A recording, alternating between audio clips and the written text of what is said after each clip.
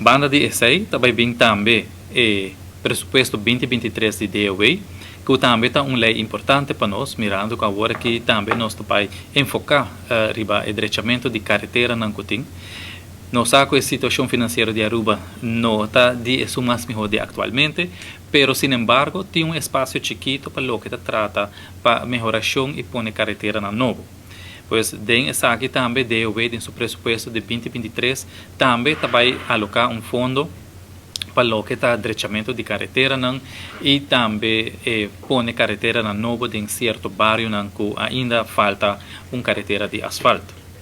Importante tá para o que aqui nos quer curva of the way lo quer curva na trata na começa direita e na Palm Beach na área de hotel e carretera que está bastante de um mal estado o quebra hopi.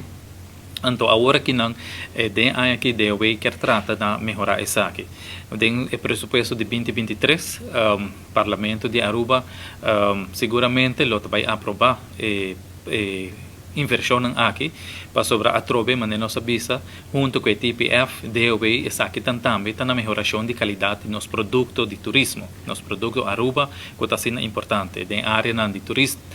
turístico caminha com carretera não é importante para tanto nos trabalhadores empregados no setor hoteleiro para taxistas não para os visitantes não pois essa aqui está